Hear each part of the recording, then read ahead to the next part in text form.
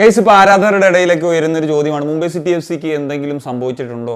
മറ്റൊന്നുമല്ല, അവരുടെ ചില താരങ്ങൾ, അതും വിദേശ താരങ്ങൾ ക്ലബ്ബ് വിട്ടു പോകുന്നൊരു സാഹചര്യം ഈ ഒരു ജനുവരിയിൽ സംഭവിക്കുന്നുണ്ട് തന്നെ. ഇപ്പം ആദ്യം ഗ്രെഗ് സ്റ്റുവർട്ട് പോകുന്നു, അതിനുശേഷം ഗ്രിഫിത്സ് പോകുന്നു, ഇപ്പോൾ എൽ ഹയാത്തി പോകുന്നു എന്നുള്ള വാർത്തകൾ വരുന്നു. ഡയാസിൻ്റെ കാര്യത്തിൽ ചില റൂമറുകൾ, അത് അത്രത്തോളം ശരിയാണെന്നുള്ളത് അറിയത്തില്ല, നമുക്കത് വിടാം. എങ്കിൽ പോലും ഈ 3 പ്രധാനപ്പെട്ട താരങ്ങൾ ക്ലബ്ബ് വിട്ട് പോകുന്നു എന്നുള്ള ഒരു നിലയ്ക്ക് നിൽക്കുന്ന ഒരു സാഹചര്യത്തിലാണുള്ളത്. അപ്പം എന്താണ് സംഭവിക്കുന്നത് എന്നുള്ളതാണ് ചോദ്യം.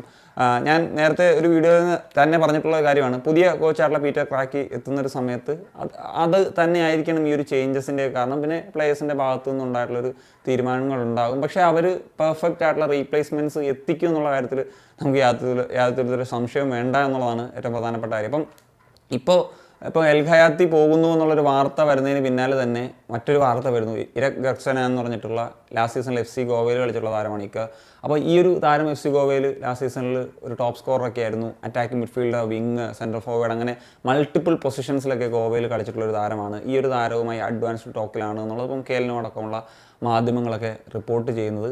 അപ്പോൾ ഇനി എന്താ പറയുക, അതൊരു നല്ലൊരു റീപ്ലേസ്മെൻ്റ് എന്ന് തന്നെ പറയാം. ഏതായാലും ഗോവയ്ക്ക് ആ ഒരു ഇനത്തിൽ ഫീ ഒക്കെ കൊടുക്കേണ്ടിയും വരും എന്നുള്ളതാണ്. ഇനി വേണ്ടതെന്ന് വെച്ച് കഴിഞ്ഞാൽ ഒരു ഡിഫൻസീവ് പൊസിഷനിൽ ഒരു പ്ലെയറെയാണ് എന്നുള്ളതാണ്. ഇപ്പം നൊഗ്വേര ഒക്കെ അതിന് പകരക്കാരൻ, ഇപ്പോൾ സ്റ്റുവർട്ട് പോയപ്പം പകരം നൊഗ്വേര വന്നു, അല്ലെങ്കിൽ ഇപ്പം ഈ ഒരു അൽ ഹയാത്തിയുടെ വാർത്ത വന്ന പിന്നാലെ ഇപ്പം ഇക്കറും വരുന്നു. അപ്പോൾ ഇനിയൊരു ഡിഫൻഡർ, ഒരു AFC ഡിഫൻഡർ ആയിരിക്കും വരുന്നുണ്ടാകുക.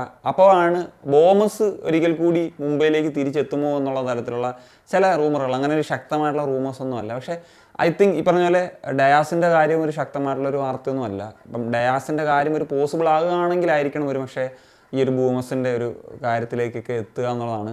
അങ്ങനെ ഒരു ഡീല് നടന്നു കഴിഞ്ഞാൽ നമുക്ക് മനസ്സിലാക്കേണ്ടത് പീറ്റർ ക്രാക്കി ഇന്ത്യൻ ഫോർവേഡ്സിലൊരു വിശ്വാസം അർപ്പിക്കുന്നുണ്ട് എന്നുള്ളതാണ്. അതായത് ഗുർക്കീറത്തിന്, ആയിഷിനൊക്കെ അദ്ദേഹം സൂപ്പർ കപ്പിലൊക്കെ ഓപ്പർച്യൂണിറ്റീസ് കൊടുത്തിട്ടുള്ളതാണ് മുന്നേറ്റത്തിൽ. അപ്പം അതിനുള്ളൊരു സാധ്യത അവിടെ നമുക്ക് കാണാവുന്നതാണ് എന്നുള്ളതാണ്. നിലവിലെ സാഹചര്യത്തിൽ നമുക്ക് ഡയാസിൻ്റെ കാര്യം, ബോമസിൻ്റെ കാര്യം ഒന്നും ഇപ്പോൾ അങ്ങനെ സംസാരിക്കാൻ കഴിയില്ല എന്നുള്ളതാണ്. അപ്പം ബോമസ് വരണമെങ്കിൽ അവിടെ കോൺട്രാക്റ്റുള്ള പ്ലെയറാണ്. ഇതുപോലത്തെ ഒരു ഫീ കാര്യങ്ങളൊക്കെ നൽകിയാൽ മാത്രമേ കിട്ടുകയുള്ളൂ എന്നുള്ളതാണ്. ആയാലും പീറ്റർ ക്രാക്കി പറഞ്ഞ പോലെ ഇന്ത്യൻ യങ്സ്റ്റേഴ്സിനെയൊക്കെ നല്ല രീതിയിൽ പ്രൊമോട്ട് ചെയ്യുന്നൊരു കോച്ച് ആയതുകൊണ്ട് ആ ഒരു തരത്തിലുള്ളൊരു മൂവ് നടന്നാൽ അവസാനം ഇന്ത്യൻ ഫുട്ബോൾ ഫാൻ എന്ന നിലയിലും ഞാൻ ഹാപ്പി ആയിരിക്കും. സോ അതാണ് മുംബൈ സിറ്റി FC അങ്ങനെ ഒരു ഹൈദരാബാദ് FC നേരിടുന്ന പോലത്തെ അങ്ങനത്തെ പ്രശ്നങ്ങളോ ഒന്നുമല്ല. അവർ ഒന്ന് ഉടച്ചു വാർക്കുക എന്നുള്ളത് തന്നെയാണ് നമ്മൾ ഈ ഒരു നിലയ്ക്ക് മനസ്സിലാക്കേണ്ടത്. പുതിയ പരിശീലനം വരുമ്പോൾ ഉണ്ടാവുമല്ലോ, അതിപ്പം മിഡ് സീസണിൽ അതന്നെ ആ ഒരു ചേഞ്ചസ് കോച്ചിന് ആവശ്യമായിട്ടുള്ള പ്ലേയേഴ്സിനെ എത്തിച്ചുകൊണ്ട് അവർ നടത്താൻ ഒരുങ്ങുന്നു എന്നുള്ളതാണ് പ്രധാനപ്പെട്ട ഒരു കാര്യങ്ങളായിട്ട് പറയേണ്ടത്. അതിനൊപ്പം തന്നെ ചില ഇന്ത്യൻ പ്ലേയേഴ്സിനെ സ്വന്തമാക്കാൻ ആ റേസിൽ, ഇപ്പം നിഖിൽ പൂജാരിയൊക്കെ അടക്കം സ്വന്തമാക്കാൻ ആ റേസിലൊക്കെ ഉണ്ട് എന്നുള്ളതും